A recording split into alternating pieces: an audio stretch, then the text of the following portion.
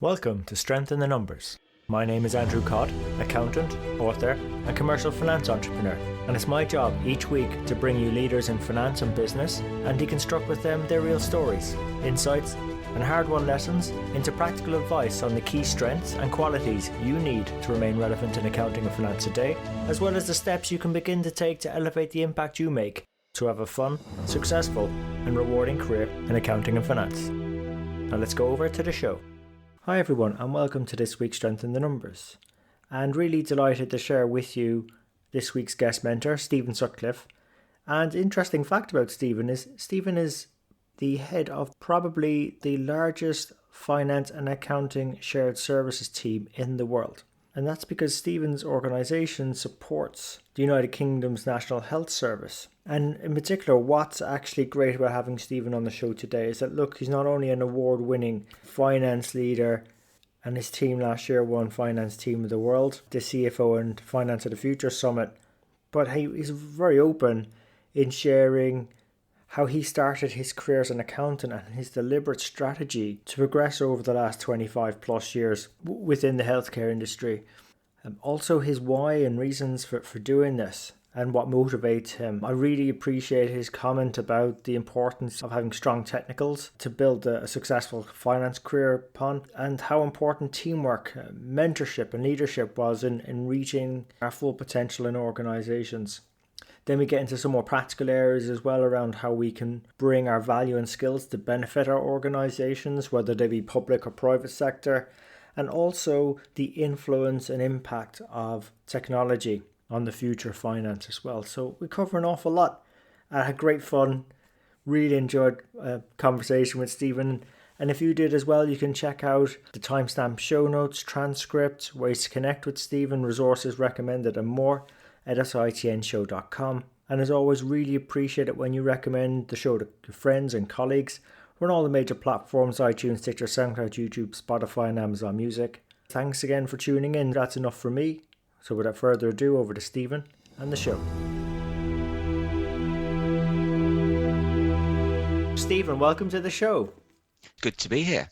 It's our pleasure to have you, and I really enjoyed our last chat, and I'm looking forward to this one as well. But for audience, Stephen, some of them may not be as familiar with your journey in your career, so would you mind maybe sharing your story in accounting and finance, please? Yeah, of course. So I went to university in Liverpool and did a business studies degree. Thought that was quite wide, always good at maths, so thought I'd get into finance at some point. But I did a year out at an engineering company, and that gave me the buzz to work in finance. I know commercial, marketing, sales, finance as part of that year out, and I really solidified my desire to be an accountant.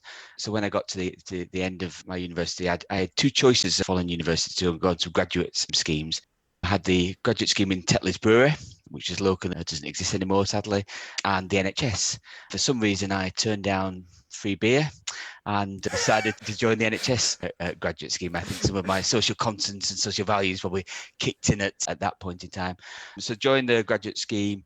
From a fairly early age for my career, wanted to be a director of finance. I was really clear about wanting to be a director of finance within, and then generally because of the skills that you've got from an accountant's point of view, what you can bring to the business, a benefit you can bring to an organisation.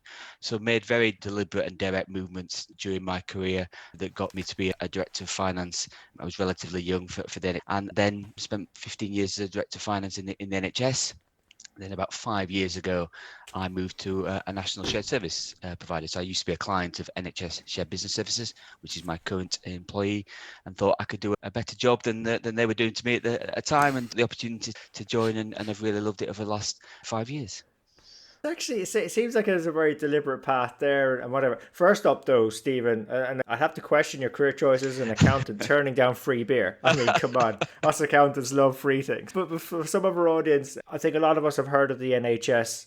Actually, I wouldn't be around if it wasn't for the NHS, the UK's National Health Service, because my parents met in hospital there. My father was a paramedic, mother was a nurse, so, you know, the rest of the story is history, as they say. But in terms of the National Health Service, would you maybe sort of describing that organisation for some of our audience who may not be as familiar? Yeah, absolutely. So as you said, Andrew, it's deep in the heart of the public in the British public, and everybody knows somebody or something always touched by the NHS at some point in their life. It's our health service. It's fairly unique in world terms because it's funded by the taxpayer and therefore free at the point of delivery. Many countries, of course, are private insurance based. So that's partly why we're proud of it, because we're paying for it as a taxpayer. But it's huge. It's the third largest employee in the world. I think 1.6 million people work in the National Health Service. That's the direct doctors, nurses and support services, but also, of course, it's many suppliers linking into that. And about £120 billion worth of our tax is spent on the NHS every year. And it's always been an important part of, as I say, a British culture. But during the last, for those that remember the 2012 opening ceremony Olympics, NHS was bright and blue in the opening ceremony of the 2012 Olympics in London. And during COVID-19 and the pandemic, it has been a phenomenal response, and I've always been proud to work for the NHS, but particularly in the last 12 months. Yeah, it's an organisation that I suppose it's probably still relatively young, but it's grown to be such a huge employer and occupy a part in the British psyche. So that's incredible going. So finding your career in there and having most of your career journey there, Stephen, must have thrown up some interesting challenges yet opportunities as well. What I get from working in the NHS and is very much that putting something back. I get up every morning for two main reasons. One, for my mum. My mum's thankfully still with us, but I want to do all I can in the NHS. She has had treatment, of course, and when she goes and has an experience in the NHS, I want to help and contribute to that experience. And Charlie, my stepson's got an acquired brain injury. He's got meningitis when he was younger, so he's often in care or getting services from the NHS. So very personal reasons, and therefore, for me as an accountant, you've got the sort of traditional accountant, financial accounting, doing the technical side, but it was always wanting me to be the business partner and adding value. And my standout legacy moments that I look back on and have impacted on things. So I was instrumental in chemotherapy services moving into local communities, and I'm really proud of that. I was the senior responsible officer for a huge health centre building programme, a PFI, private finance initiative within the health service. So those are the sort of the key moments that I remember as I look back on my career. Yeah, I think what's very important for audience, and you did mention them, is having great reasons for taking a particular career path. And I think once you've got great reasons, you'll tend to get great results. So you pick some good reasons there, Stephen. But I suppose you also mentioned you were quite deliberate in your choices and you were aspiring to be a finance director. So for our audience, some are on a similar journey in themselves, career-wise. What sort of things should they be focusing on if they want to be a finance director in today's modern finance organizations? Yeah, so I think there's two levels to that for me. I think there's definitely do the technical, be a good accountant. I think that those foundations are really, really important. I remember one of my first placements, I was working in management accounting and doing some journals, and I was told, just balance the journal off by writing to this code. Okay. So I gleefully followed that advice. And then my next placement took me into financial accounts, and the financial accountant said, you look at management accounts, you just dump things to the debtors and creditors accounts. And I have no idea when I'm trying to do my balance sheet reporting what this is all about. And suddenly, so having views and aspects of different parts of accounting, but really having that fundamental foundation. When I was on the training scheme, it's a great training scheme. You got opportunities to meet chief execs and be on development courses and all that fabulous stuff. But lots of people qualified as an accountant, and I'm not sure they were a good accountant. They passed their exams, but hadn't had some of that real life doing final accounts. I was really fortunate to do final accounts, do all the working papers. All of that was really, really important. So it gave me a really strong foundation. And therefore, when you are an FD, and if I say my interest is more in the business side of things and what can I use my analytical skills for the business, but at the end of the day, you have to sign off a set of accounts, or you have to understand what's being presented, and you have to ask the daft questions. And I think it's really important that so I look for various roles, various experience in roles, various types of organisations. NHS is a collection of many organisations, and look for therefore different types of organisations, roles, people, different types of organisations was what drove me, and always doing my boss's job. So if you're doing your boss's job, then guess what? When you go for the interview, you can absolutely stand there and say, it's not theoretical that I can do this. I've actually done this, and here's my experience for doing this. It's actually interesting when people are looking to make their way to the next level, Stephen, and it's just like there's a glaring opportunity in front of them. not to take their boss's job per se, but to do it and Yeah. demonstrate it, because that may be an option in the future, but it may also be saying, I've practically done the line manager's role already, just in another team in a safe environment. I feel I'm ready to make the next step. That's actually quite a clever bit of advice. I mean, what sort of things could people do for their line managers or their bosses?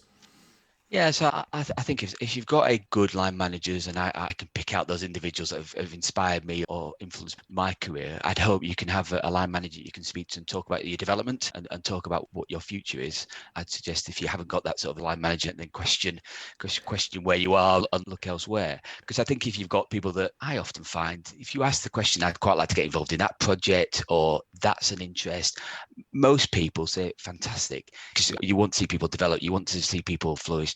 The majority of people want to see that, and also say fantastic, somebody's going to take that off me and they're going to do that for me even better, so I can do, because it's they'll also be wanting to move and do other things as well. So lifting the lid is something that's been described to me in the past. How do you as an individual, when you're in a leadership point of view, lift the lid, i.e. step up and enable others to step into that? So I think you've got responsibility. I have a responsibility now to lift my lid so others can step into that, but you can also push that lid.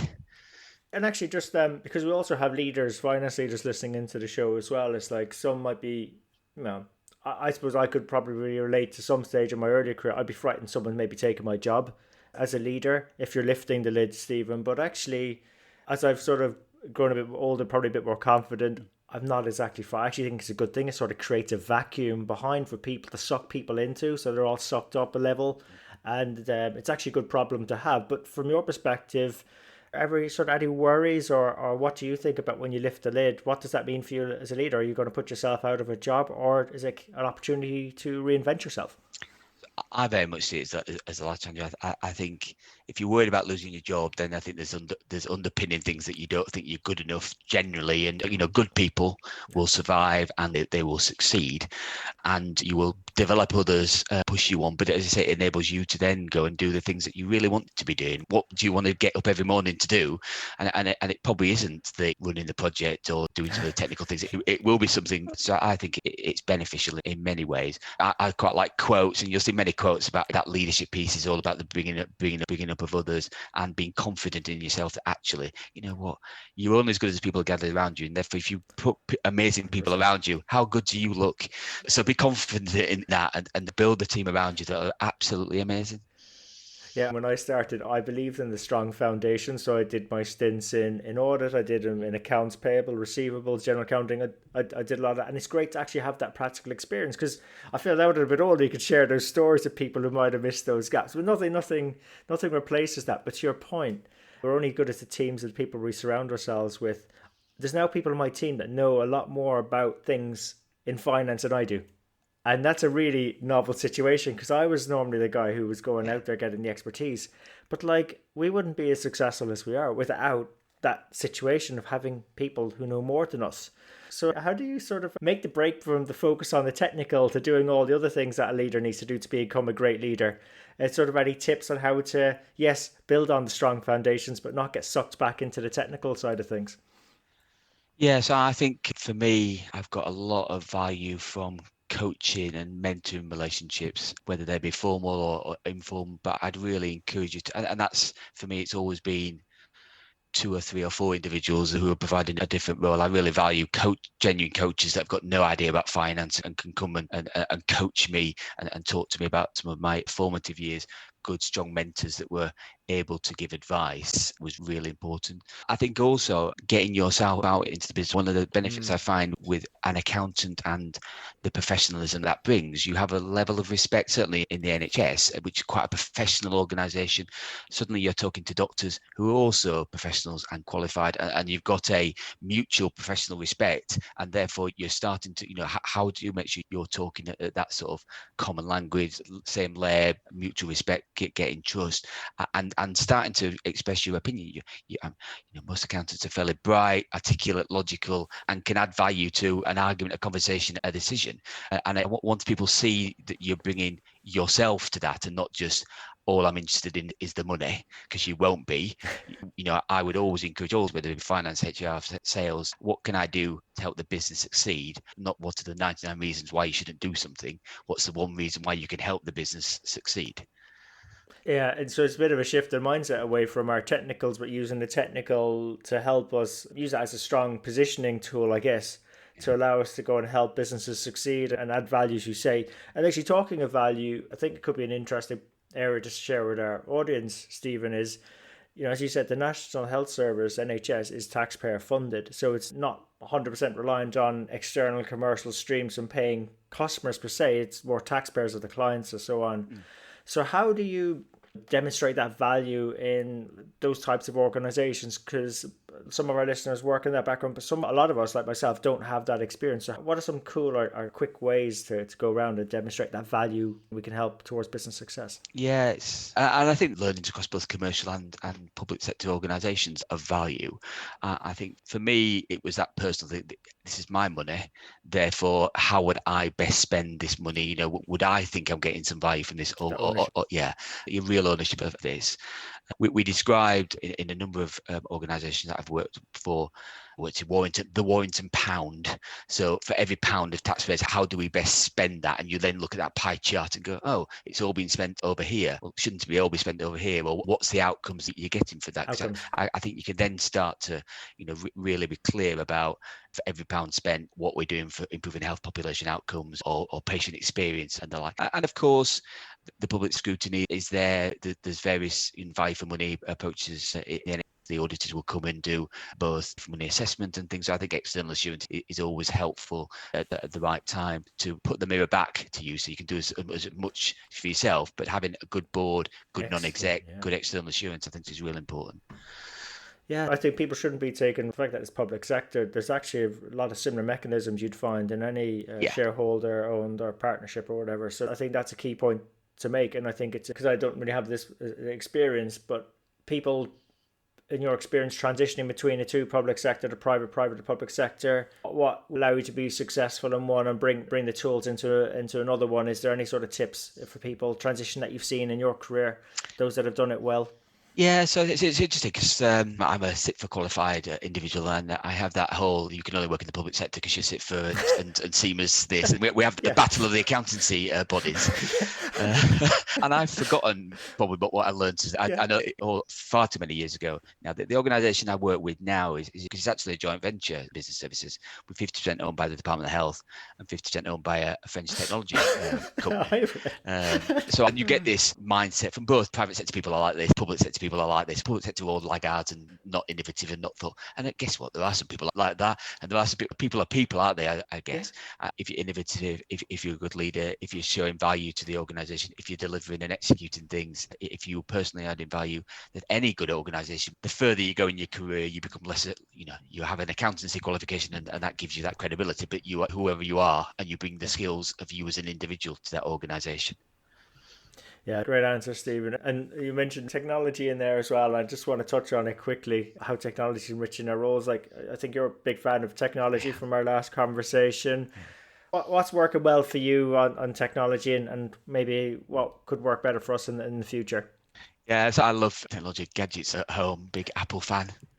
If you want to send me some free stuff, that would be fantastic. Well, we have a location here in Cork in Ireland, see what we can do. But I think I often describe 25 years as an accountant. It's not really changed too much in that time.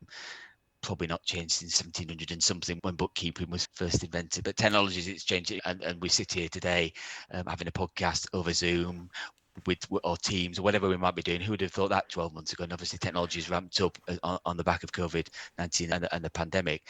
But I'm massively passionate about automating as much as we can. We've got a big robotic automation program that we're driving forward. I can wax lyrical about RPA, but what's really exciting for me, because I describe that as a bit of macros on steroids. Our vendors don't like me saying that, but that's how I sort of see it. Yeah, you get the mental image, it is, yeah. Where are you finding the best value at the moment from applying that RPA? Yeah, it really is out. We've got, because we're a shared service, doing a lot of transactional work, repetitive work, but it's a really clear, because of the scale that we're at as well. So we're a big organisation processing lots of things, and I think that naturally comes with RPA. But we've got other aspects of OCR and a bit of ML, and even good quality macros are still, got their place in things. Yeah, and I'm really excited about genuine AI. I think that's coming in the next 5 years, and I'm trying to work out how I can use blockchain in finance. I've not quite yet understood blockchain or worked out, but I'd love to. That's my next challenge. Yeah, by the way, we are actually searching for speakers on who can help demystify where the blockchain can be applied, because we can't still see it ourselves. We're sort of seeing it in like supply chain, yeah. So, but not necessarily finance yet. So yeah, I think there's probably some opportunity here. It's important to kick the tires on it because there might be a lot of value. We just don't know for sure. But I'm equally excited about the machine learning and maybe some proper AI. I love someone just giving you other perspective, someone to bounce things off. This is what the AI is seeing in the data. What do you think, decision maker? And it's like, is that realistic or not? And it's refining the models. But yeah, like, put it this way, anything that's going to help us do the transactional piece faster. And again, for those of you who worked back in the days of reconciling supplier statements and creditors and stuff like that, no, this is a lifesaver. But then you can analyze the data now. Yes, the data is all in one place, allows us and us move up the value ladder. So actually, it's giving us a chance to help business more towards delivering more successful outcomes. And that's the point for me. It's not about getting rid of transactional, getting rid of those people. It's actually, what those people are absolutely capable of adding insight into data. That's our skills, isn't that? We are analytical people at our core. If we can analyze that and then provide some genuine insight that helps the business do whatever the business is, you are definitely adding more value than just moving pieces of paper or electronic things around the system. Talking about it, I remember I was in one role. It was very paper based, moving paper around the system. Literally, we were paper pushers. And the fact of the matter is, I had health and safety complaints to me because we hadn't reported enough accidents at work. I said, what do you mean? Well, surely you got all this paper. You must have more paper cuts than you're reporting. It's like, you want me to report paper cuts? Really? It also reduces paper, right? And reduces paper cuts. So there's a health and safety angle there that people don't get. It's a health and safety all the way. But it's a great conversation, Stephen. Look, I appreciate all the great advice you've given us. I mean, in terms of yourself, what's been the best bit of advice you've ever received? Oh, that's a really good question. I think be at the table would be what I mean by that is you're part of that decision-making process and people value your contribution to that rather than being seen as an advisor with part of the process, be part of the decision-making, be at the table, because that's when you can influence things. Yeah, I agree completely, Stephen. And actually, this is interesting for those of us who've been around to develop that trust and being at the table is probably a bit easier. People know who we are and what we're about. For younger members coming along, having to deal with Zoom and Teams and not being in the same room at the table, but being more virtually at the table. Yeah. Any tips that you're seeing are working well for folks to be that trusted advisor, sparring partner? Yeah, I mean, that's a really good point. It's certainly harder now to wander down the office to you and see the bright sparks. And you could see the bright sparks. And I think it is very, very, I think that there's still things you can still volunteer. You can still do great pieces of work. If you do a great piece of work, you will get noticed. And I think I would always encourage that. Come back to my earlier point, take on a little bit more, take on some responsibility, or just volunteer for things. We've got employee engagement networks, or we've got social networks. It doesn't have to be directly in accounting, but just getting your visibility in present. That's a really good way of describing it. Because you could have all these great skills, great value to offer, but if you're not present, no one's going to know about it. And I like the volunteering angle. Sometimes that's what it takes to break through. I've seen it work loads and loads, actually, people volunteering for projects. It gets you more exposure.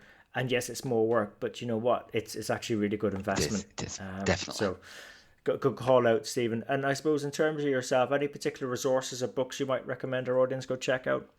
I've been reading quite like autobiographies, sports. So I'm very much, my leadership things often come from sport. Cycling, I was in Beresford and Steve Peters and his Chimps, I think is a great book. I think the most recent one that I read, I'm just in the middle of reading The Everything Store about Jeff Bezos, but a view of his life, and particularly pertinent now that he's this, I'm not sure he'll ever leave Amazon, but that was really good. I really valued that and found insightful in terms of that reflection back. And I think just getting lost in a book just enables you to think about how that applies to yourself. Yeah, it's actually a really great form of mentoring, I find, like virtual mentoring. Yeah. It's just that reading those autobiographies, sports or business, it's great. I read one by Mark Benioff recently, Salesforce.com, Yeah. because I wanted to get that perspective. How do you bring new technology forward, and to see how could you apply that in an organization as well? So it's great, and getting lost in it. It's like you can find, oh my God, I actually really enjoy the stories. The way they can tell their stories is unreal. I know, like, probably editors and whatever, but still though. You know, in terms of impact, storytelling is that we all love stories, we all listen to stories, we all engage more, don't we, when people tell stories. And the Jeff Bezos, I learned lots about all his failures, phenomenal amount of failures that he's experienced. You know, you sort of had this impression where people get to the top, guess what, they've been successful all their life. Well, they haven't. He's really pushed the boundaries of taking risks and making failures. And also having various leadership models. Another piece of advice I've got is frame your thinking in some sort of model, whatever model that is, but you've got some sort of, it's a bit like the accountancy foundation. You've got that foundation to build from, and then make it. I read a digital transformation about why digital transformations fail, and there's some fantastic little key to points about what you should, what you shouldn't do, and that's really just helped me with my thinking. It's great. That's a lot. I love that point about frameworks. It was like I felt like until I had some frameworks that I was sort of like going, not really directing my efforts in the right way per se. And it's so easy as you use the frameworks again and refine them, you can just rely on them. I'm not saying it's automatic, but it actually puts a structure in how you engage in your conversations or how you look at things. Like even down to the ERP, that's how I explain, allows you to move up the value ladder. You got this idea of a ladder, and you provide different levels of value on the ladder by asking different questions. You build the right foundations, allows you to move up the ladder. And people get that. And it's just like trying to make those analogies. I think analogies is a good one of explaining stuff to people as well, storytelling wise. That's worked very well. I think, you know, and I mean, guess what happened when you say ladder? A ladder appears right in front of me. I actually see the ladder, and then I see you walking, and I'm a visual person. So. So you know, exactly. So I think reflecting on what you can do and your skills and trying to put them in some sort of framework so you can access them quickly, and speed matters a lot nowadays as well, and helping people reach the right decision faster. You know, if it comes to a choice of both making the right decision and one person does it faster than the other one, then, you know, all things being equal, where are you going to put your money behind it? So I've enjoyed our conversation still. I'll keep an eye on the time, so it's like, you know. But anyway, so I suppose, look, in terms of if others in our audience wish to continue the conversation, where's the best way to connect with you at? So fairly active on Twitter. I like my tweets, and more than happy to connect through LinkedIn, of course. Or if people just want to email me, I'm happy to share that as well, Andrew, and I'm happy to pick up either a face-to-face conversation or respond by email. More than happy to if people want to reach out. Awesome. And we'll put those details in the show notes that go up with this episode. And Stephen, look, I really appreciate our conversation. It sort of bounced away from your career story into sort of being present, and just a great advice in about technology and where we're going, adding value, delivering on outcomes, helping businesses be successful. We've covered a lot. Before we wrap up, any sort of parting thoughts for our audience? I've really enjoyed that. I think be the person you want to be and go after your dreams would be my advice. Okay, well, let's wrap it up there. I love it. Yep. So, Stephen, thank you so much for coming on Strength in the Numbers today, being a great guest mentor. You're welcome. So there you have it. Hope you enjoyed today's show. If you'd like to know more about our guests today, their bio, and follow up on the resources mentioned during the show, you can find all the relevant links and more at sitnshow.com. There you'll also be able to get access to earlier shows, read the latest blogs. There's also an opportunity to subscribe to our newsletter, which will give you heads up as to when the next show is coming out, latest events, news, and anything that's going to be relevant to help you have a fun, rewarding, and successful career in finance and accounting. And just before you go, we really appreciate your feedback. If there's something we can do better on the show, something that's not working, or something you'd like to see, even a guest you'd like for us to invite onto the show, someone who you think might be able to benefit you more and also the rest of our community, please let me know. You can email me. I'm at andrew@sitnshow.com, or feel free to connect with me on LinkedIn. Just drop me a message so I know how you found me and we can connect. And really, it's our community that'll make the show. If we keep engaging and driving each other on, we'll keep on building our strength in the numbers. When all is said and done, if we can do the numbers better and finance better, we'll create more opportunities for ourselves, our friends, our families, our communities, and our businesses. So until next time, have a good rest of the week, take care, and let's keep building our strength in the numbers.